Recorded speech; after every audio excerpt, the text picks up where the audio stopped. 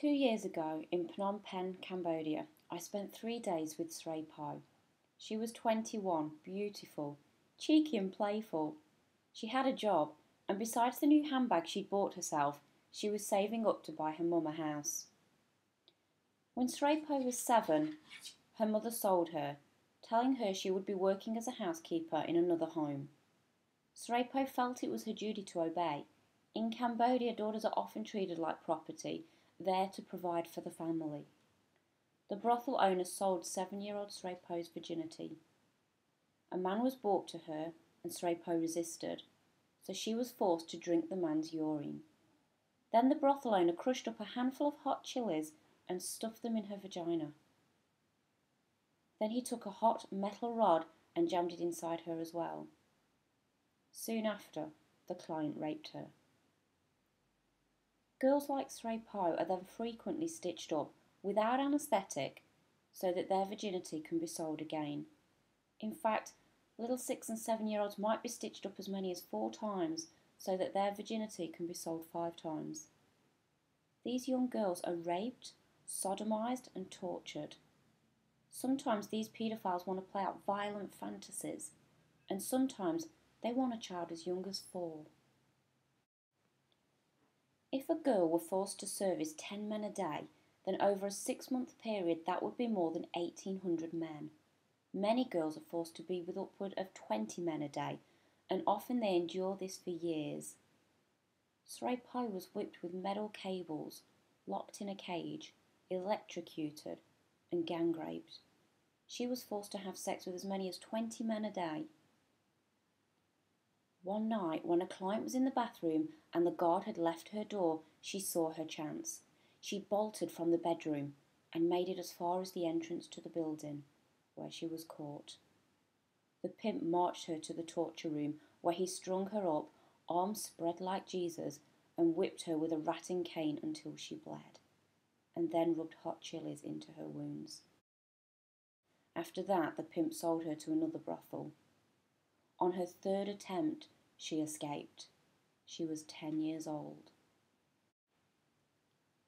After 3 days with Sray Po, we travelled across the Cambodian countryside to an aftercare facility where I spent 3 weeks with 65 more girls who had each survived similar horrors and tortures at the hands of the commercial sex trade. I told them I would return to Australia and find people who cared. I asked them what they wanted. They said that they were safe now, that they had been rescued, but that when girls are rescued, the brothel owners do not go without girls. They just go out into the rural villages and get more girls. They wanted these young girls to be safe. They wanted me to go out into these villages and put the girls in school, because they believed that if the girls were in school, they would not be trafficked. And so was born Free to Shine, so that girls could be free from slavery and free to go to school, not just so that they would survive, but so that they would shine, so that they could become leaders, changing their own communities and country. Only 80% of children in Cambodia enrol in primary school, and only 26% enrol in secondary school. The rates are even lower in rural Cambodia, and lower still for girls. In these poverty-stricken villages where parents are struggling to simply feed their children, most children do not get to transition onto secondary school, which is typically more expensive and further away than primary school. A young teenage girl with no education beyond primary school and no vocational skills living in poverty is then at high risk of being targeted by traffickers. Oftentimes, parents are told the young girl will be taken to the city to be a maid for a rich family, and her wages will be sent home to support her family. Usually, there is no job, no wages are sent to her family, and she finds herself enslaved in the commercial sex industry, cut off from all she knows. Our scholarship programme supports and reintegrates students back into the public education system by alleviating the financial burden associated with schooling. We fund the students' enrolment fees, necessary photocopies and handouts, her exam fees, and provide her with a school uniform, shoes and bag, books, and other educational resources, as well as a bicycle so that she can reach school. Where it is deemed appropriate, Free to Shine provides assistance to sustainably alleviate poverty for the family. For example, assisting them in creating or growing a vegetable patch, creating a fruit cart business, having chickens in a chicken coop, raising a goat, planting mango trees, etc. These provide the family with enough to eat, with excess produce to sell, creating a small income. In cases where it is not deemed appropriate to assist the girl's parents, then funding is invested into the education of local social workers so they become university educated and professionally trained. This increases the effectiveness of the service they are able to provide to the girls on our scholarship programme, as well as to other at-risk girls and the community as a whole. We have begun our work in 24 rural villages, which are home to more than 14,000 people living in poverty. In some cases, you could walk into a village and find 100 children, not one of whom is in school. We identified those most at risk of being trafficked. We will share with you now the photos of each of the 44 girls on our scholarship programme. We will share with you the stories of 10 of our girls, omitting their names for privacy.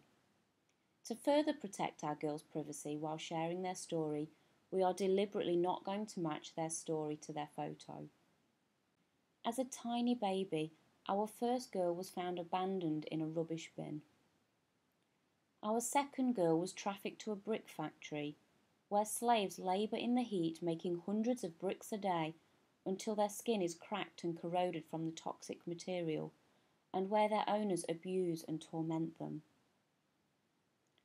Our third girl's mother died. Her father had lost his leg in a landmine. They owned no asset or property, and so when her mother's funeral was finished, her father left her with her aunt and uncle. Her uncle is a disabled man who drank every day and abused his wife and niece. Instead of going to school, she had to work very hard for them. She was physically and mentally abused, and they would withhold food.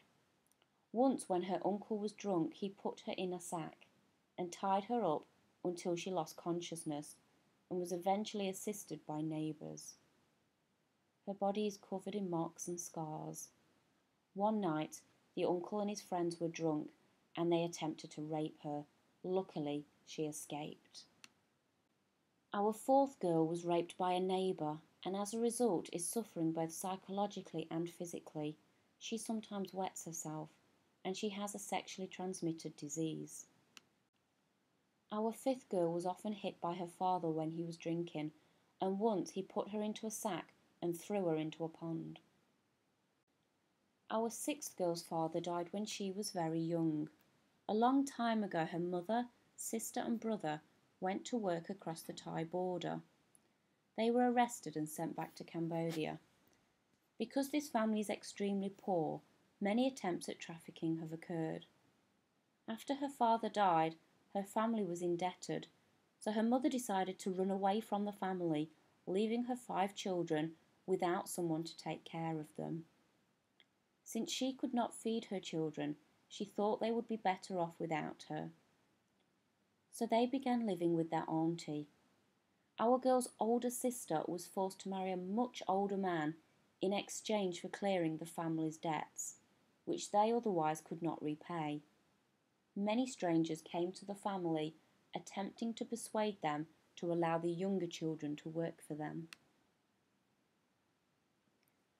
Our 7th girl's family are very, very poor. Her parents have 7 children, but no house.